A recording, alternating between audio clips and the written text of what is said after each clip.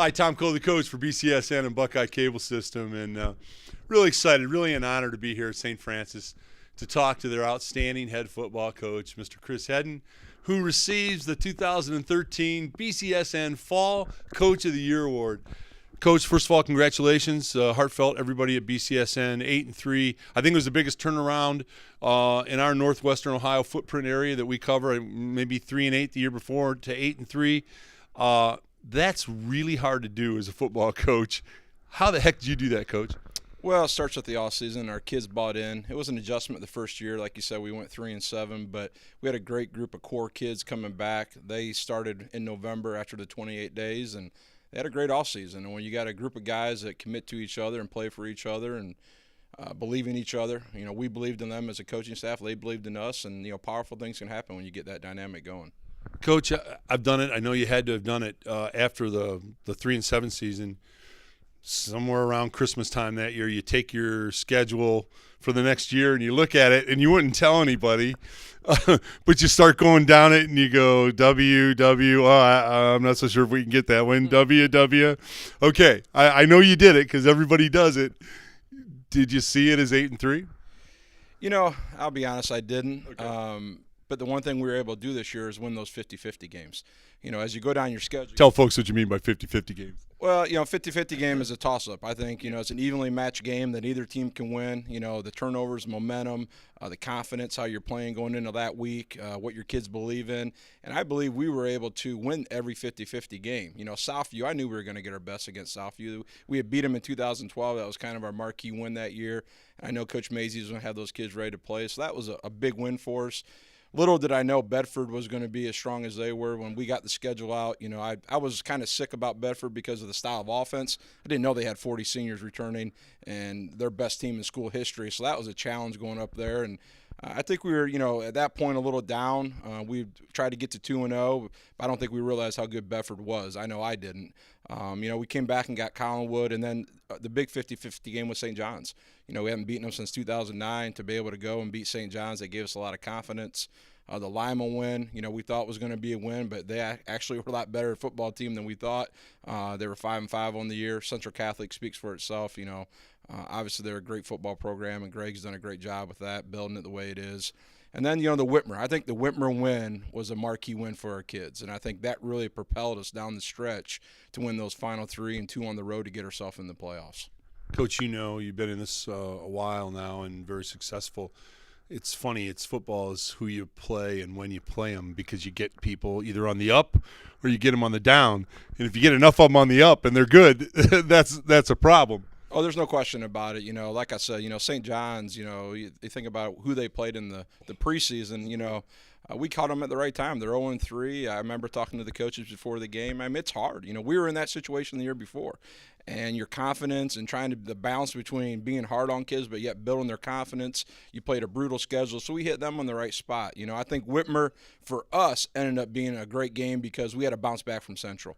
All the energy, the Irish night, such a huge deal between the two schools, and for us to come up short, I really believe that was a marquee moment. And, Whitmer had kind of snuck by some people, and I don't think they overlooked us, but I think our kids were really geared. We knew we had to win that game if we wanted to make the playoffs, and that was what the goals was, to make the playoffs. Coach, I've been privileged to interview so many of your kids, your quarterback, your great quarterback, David Neese, a number of times, and Lamar Carswell is a remarkable running back, and others. And the one thing, the commonality that stood out is how much they bought into, because you can win with the 12 different offenses and 15 different defenses, but the way they bought into what you were presenting, that's such a huge factor. And people might say, well, everybody should buy in. Well, you've been around the game. It doesn't go like that. You got to get the kids to buy in. What was the biggest factor, turning point for you to get these kids to say, okay, I'm buying what Coach Hedden is selling? Well, the first one, Lamar Carswell is a perfect example. He's an individual that probably could have played varsity football for us as a sophomore. With what he did this year as a junior, but he didn't buy in. He didn't go to the weight room. He didn't do the things in the off season, and I think he maybe thought I was joking, and he called my bluff, and he ended up losing. But again, I think it sent a shockwave across the program that, hey, Coach Hedden has put a new stature. You have to be there in the offseason. You have to work out. So I think he was kind of the guy that picked it up, and then I had a bunch of core guys, David Neese, John Fudas, Zach Urim, Tyler Nitz, Jack Kalka. Those are core guys that showed up every day. And then, what I've told a bunch of people is we had 7 kids that played either JV football or played very little football as juniors at the varsity level, step up. And I think they added to the core kids that we had and really made the success the way it was. And the kids bought into each other. They strived on doing the workouts, and they challenged each other and their peer pressure. I think once you get, as a coach, the peer pressure of showing up and making the kids accountable to each other, right. Now it's less on the coach. Coach, every year when you do this football thing, and it's an odyssey when you start, and it starts earlier and earlier. You're in the weight room now for the next football season, and night workouts will start right around the corner in July and all of that, and it starts all over again. But each season you learn something about yourself as a coach, as a head coach. I found it.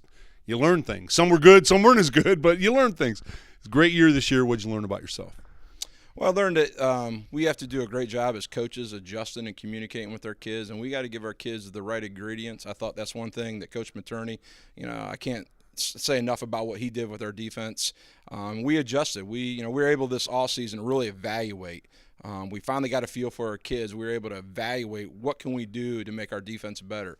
We did a great job of disguising things, mixing things up, and then offensively, I'll be honest, we were in 36 different formations. We wanted to make it a bear to prepare for us. It's horrible to prepare for someone who's doing that. It is, and it was hard on our kids. I have to give our kids a lot of credit. We got great academic kids here, great students and students of the game, and they were able to maintain a high level with all the different things that we did. But it gave us an opportunity, and I think the thing I learned that those 7 guys that I talked about. You can have great high school football players if they just dedicate and play for each other and do the things that you want them to do. And that's the one thing I learned, that you don't have to have a bunch of Division I guys. You just got to have a bunch of guys that are going to lay it on the line. And I think that's what the cornerstone of the program is going to be, just guys that want to play as hard as they possibly can and do the right things. Coach, I find it somewhat of an irony that we're here at St. Francis, and you're kind enough to give us an interview, and you're holding the 2013 Fall Coach of the Year from BCSN plaque. But I got to ask you the question. You know what the question is, and everybody's asking the question when you're so successful. Then they're going to say, "Well, how's next year look, Coach?" It never ends. So how's next year look, Coach? Well, I'll tell you what, we got the Mark Harswell coming back, and I think he gives us a chance. He's very dynamic. I believe that every time he touches the ball, he has a chance. Offensive line, we had some guys get dinged at the end of the year that hurt us in the playoffs, and we got some young kids step up. It was a great experience for them. So, there's some holes to fill, but, I really believe I'll sit down with the senior class in February like I did last year and ask them what they want to do, and then ask them to hold each other accountable, because I've never been a part of a football program where the seniors don't lead and the seniors aren't the backbone of your football team. And I really believe we have enough seniors in this class to come up and really take on the leadership role. And the expectations are high. We're not going to lower them. We're going to try to raise them up even higher than what they were this year. Coach Chris Hedden, on behalf of Buckeye Cable System and BCSN and all of our people that work within the confines of BCSN, congratulations on being the Coach of the Year for the fall season. Incredible job, Coach. We're very proud of you, your kids, your assistant coaches, and your accomplishment. Thank you so much. And I want to thank all the community of St. Francis, all the people that voted for me, the kids buying in. Without the kids doing what they did, this award it's not even possible for me. So I appreciate everybody that voted for me, and my wife, she was on the bandwagon to get me this award also, so thank you very much. Well said, Coach. Tom Cole, the coach for BCSN.